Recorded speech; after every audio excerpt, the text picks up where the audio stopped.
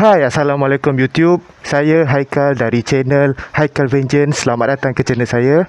Okey, beberapa hari lepas saya ada tengok satu video daripada idola saya ni. Nama dia Lensa Shaper World. Korang boleh check channel dia. Memang antara channel best lah kalau pasal modi motor, untuk cerita pasal suka pemotoran lah, motor vlog semua.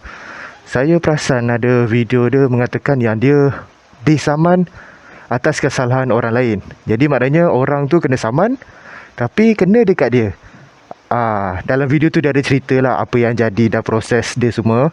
Jadi korang kalau berminat boleh tengoklah video tu, siapa yang belum tengok lagi. Saya pula hari ni saya nak cerita pengalaman saya pula. Saya pernah disaman atas nama saya, atas nombor plate motor saya, tapi yang kena saman tu speed trap kereta. Itu saya pun tak tahulah macam mana boleh jadi macam tu.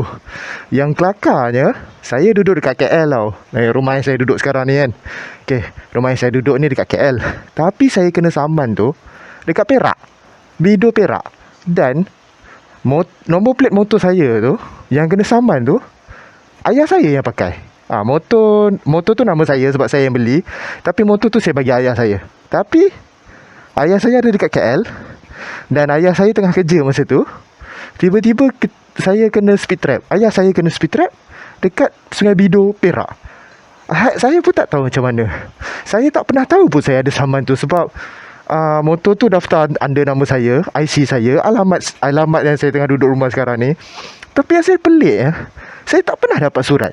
Saya kena saman tu tahun 2020 kalau tak silap saya. Dah hampir 2 tahun. 2 tahun lama tu. Saya pun pelik macam mana boleh kena saman macam tu. Speed trap lah kan, motor kena speed trap tu. Tak tahulah kalau korang pernah kena speed trap, tapi saya kena speed trap. Itu pun saya tak pernah tahu. Permulaan dia macam ni lah cerita dia. Berapa hari sebelum tu saya kena saman helmet. Sebab saya pusing-pusing dekat kawasan rumah saya ni tak pakai helmet. Saya on the way balik daripada potong rambut masa tu. Pendek cerita, saya kena saman lah. Tak kisahlah benda tu kan. Lepas tu saya bagi tahu family saya yang saya kena saman. Saya tanya dia berapa nak kena standby bayar saman tak pakai helmet ni. Diorang pun tak tahu sebab diorang tak pernah kena saman tak pakai helmet. Sudah macam mana ni. Tak apalah benda tu kan. Saya pun ambil alternatif untuk buka akaun MyEG dengan My Saman kalau tak silap saya, yang polis punya. Saya pun buka lah alternatif tu. Saya pun daftar. Saya daftar. Tengok ada saman. Tapi saya tengok balik aku kena saman helmet. Kereta kena saman speed trap, tapi nombor plate motor saya kena samannya pula dekat Perak.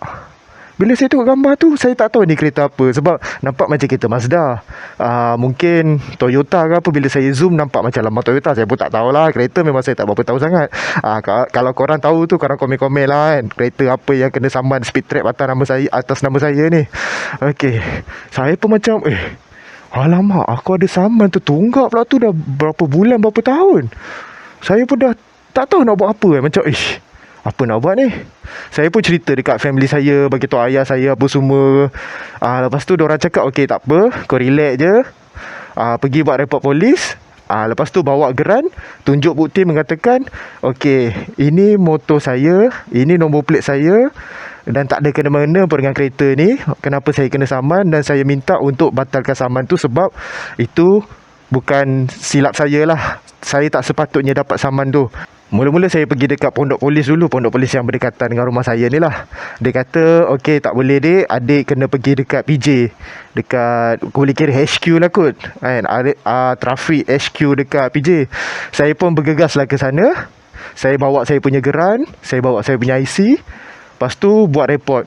Ceritalah kan, macam mana saya boleh kena saman macam ni apa semua. Saya tunjuk bukti lah kan. Ni gambar kereta, tapi nombor plate tu sebenarnya nombor plate motor. Jadi saya tak sepatutnya dapat saman ni lah. Cerita buat report apa semua. Cara dia simple rupanya. Saya kena photostat geran. Dengan dah settle report polis tu, saya kena photostat report polis tu. Jadi saya tanya dekat dalam ni boleh photostat ke? Tak boleh. Tak, maaf dek, tak boleh. Jadi adik kena pergi dekat luar. Dekat luar tu adalah kan, macam kedai-kedai tepi jalan apa semua. Pergi photostat dekat situ. Lepas tu datang balik. Saya pergi dekat cawangan untuk bayar saman tu lah. Dekat bayar saman tu memang ada khas untuk bayar saman. Jadi saya pun tunjuk kedua orang semua tu. Lepas tu dia kata tunggu dalam masa seminggu ke 2 minggu. hari bekerja, insya-Allah saman tu akan dibatalkan. Sebab memang bukti lah, memang jelas nyata lah, itu memang bukan saya. Bukan saya kena saman dan saya ada dekat KL masa tu. Ini pun nasib baik lah. Kalau lah saya tak ada kena saman pasal helmet tu, saya tak tahu pun saya ada saman. Kalau lah saya tak pernah buka My AG, saya tak pernah buka My Saman ke apa, entah yang polis punya tu, saya tak pernah tahu saya ada saman. Atas nama saya pula tu, nombor plate motor saya, tapi kereta yang guna. Maknanya kereta tu clone nombor plate saya, letak dekat kereta dia. Itu kena speed trap.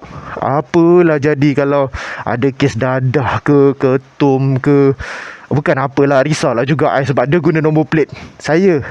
Kalau dia pergi meragut ke, merompak bank ke apa, tiba-tiba nombor plate saya naik, saya pula kena kan.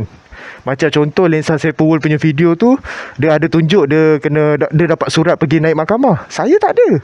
Saya tak dapat apa-apa surat. Sedangkan alamat saya tu, daripada saya lahir sampailah sekarang, memang alamat sini. Saya tak pernah dapat apa-apa surat. Saya pun, aduh, kenapa aku tak dapat surat? Kalau aku dapat surat, at least bolehlah tahu benda ni awal-awal. Sebab benda ni dah lama. Dah setahun, 2 tahun lebih dah. Aduh, saya pun pelik lah.